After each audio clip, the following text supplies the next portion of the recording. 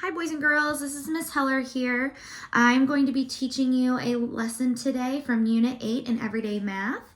We will be learning about extended facts today, and this is a really great skill to help you multiply numbers that have larger factors. So before we begin, we are going to do our math message, just like we do with all of our lessons when we're in the classroom. So our math message today is, the field day racetrack is 80 meters long. How many meters will the racers travel if they run the track 8 times? Now, you know that all good mathematicians identify the important information in the question.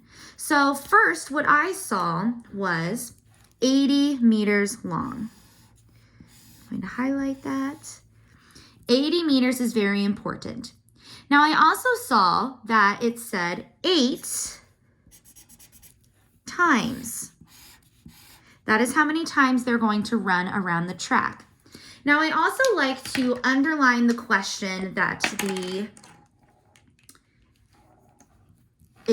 is being asked. And our question is, how many meters will the racers travel if they run the track 8 times? Okay, it is important to fully understand exactly what is being asked.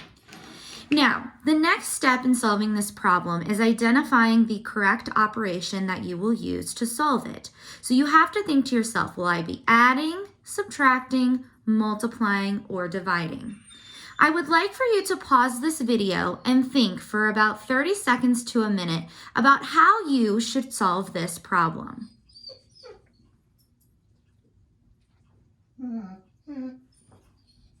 Okay, I want to apologize. That is my dog whining.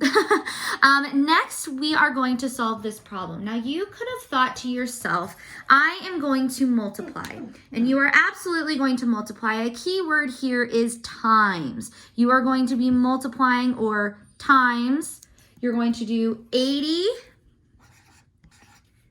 times 8 to solve this problem.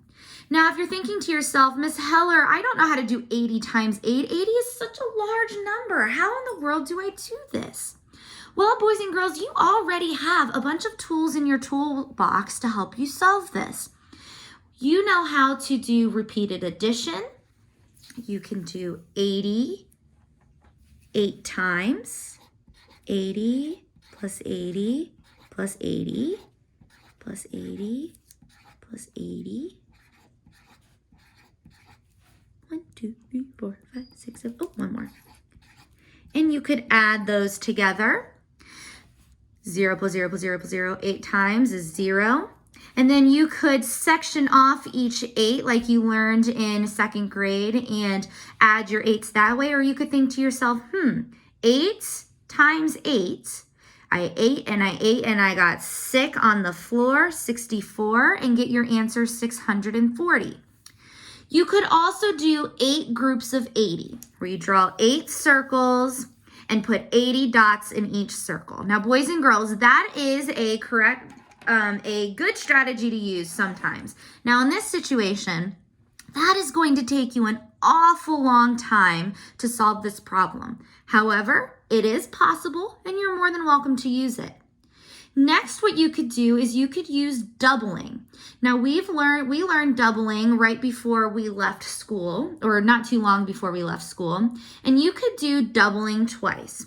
You could think to yourself, all right, 2 times 80. If I add 80 plus 80, that equals 160. Then I can think to myself, so I know then that 40 times 80 must be 160 plus 160, which equals 320. And then lastly, then that must mean that 8 times 80 equals 320 plus 320, which would give me 640 as my final answer. So you have all of these tools already to use to solve this problem. Today, boys and girls, I am going to teach you an even better way to solve problems with larger factors. Okay, and hopefully this will help you or help speed along the process when we have problems like this. So next up, let's go ahead and look at 2 times 30. 30 is a big number, okay? And even though this might seem simple, it's a great example to start with. 2 times 30, or in other words, that is the same thing as saying 2 groups of 30. And I drew my example down here. I have 2 groups, and in each group I have 30 dots. In other words, 30 plus 30 will give me 60. So we just did 2 of our strategies here. We did 2 groups of 30 and we did repeated addition. 30 plus 30 equals 60. But another way we could think about this is if we use base 10 blocks. And as a review, base 10 blocks, I don't have mine with me, but if you draw them, your big square is 100, your line is 10, and your mini little cube is 1. I hope that's coming back from you. I hope you can picture those base 10 blocks in your head like we used to use in the classroom when talking about place value. So when we take a look at 2 times 30, you can ask yourself, how many 10s do I have?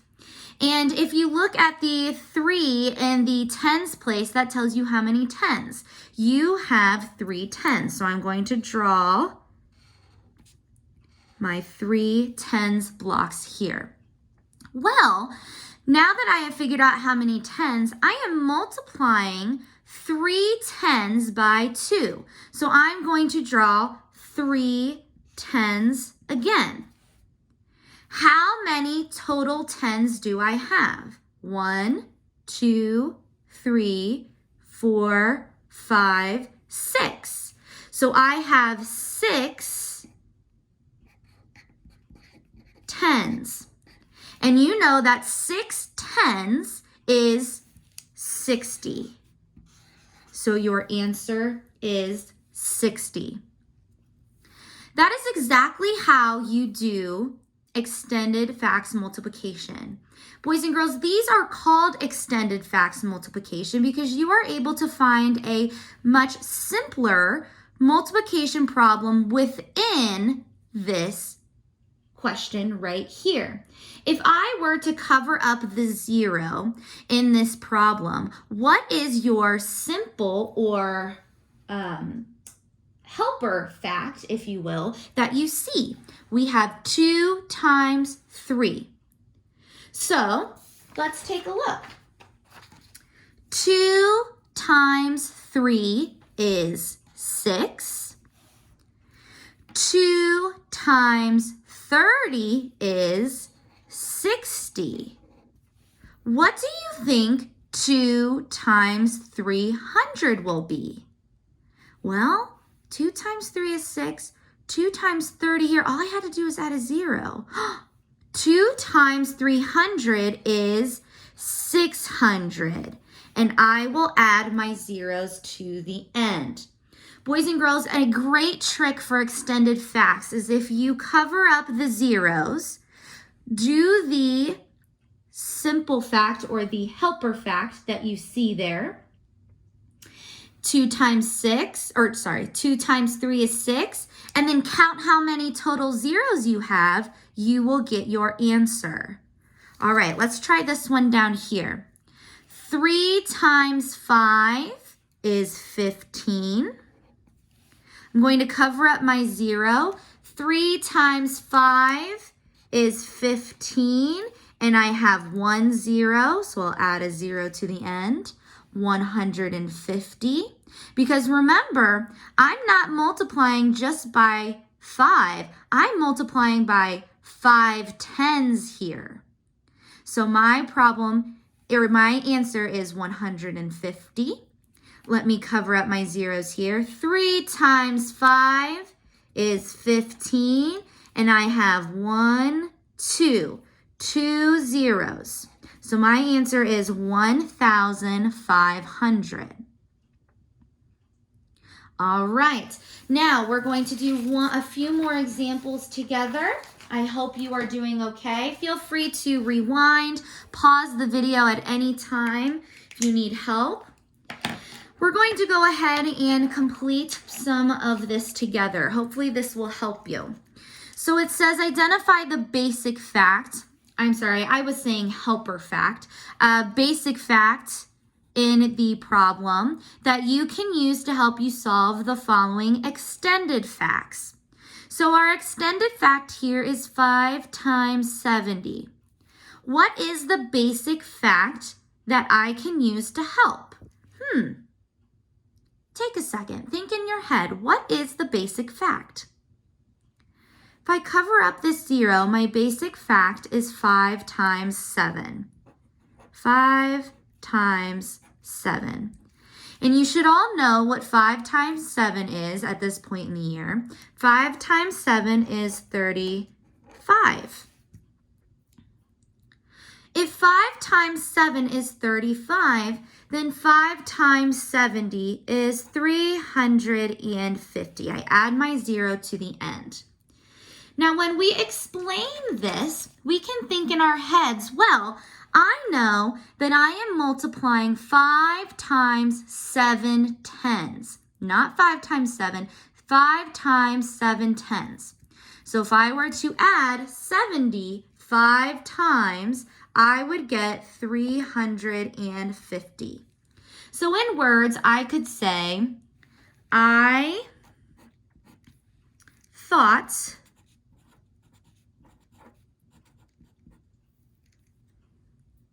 of multiplying 5 times 7 tens to get 350.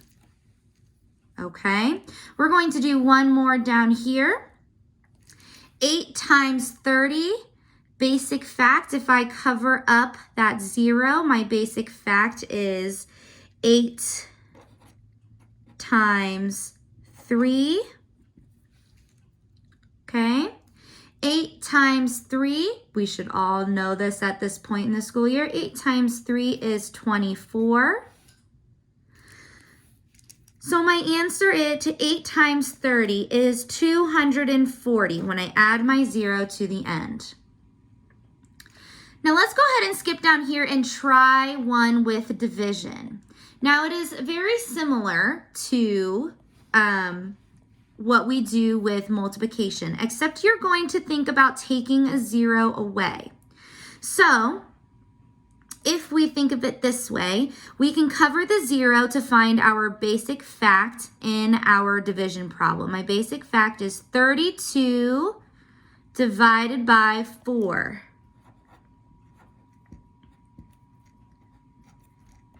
And we learned in school that division is backwards multiplication. So you have to think to yourself, what number times 4 equals 32? You should have thought of 8. 8 times 4 is 32. So now that I have done my basic fact, I'm going to go ahead and add my 0 that I covered up here to my 8. So 320 divided by 4 is 80. Okay, it is more important, boys and girls, that you have a strong understanding of multiplying extended facts versus division. Division, it is great to see it this way. It's a different way of thinking about it, but our main goal today is understanding how to multiply larger factors using extended facts multiplication. I hope this was helpful. Feel free to watch this video back if you have any questions, and good luck on your IXL today. Bye.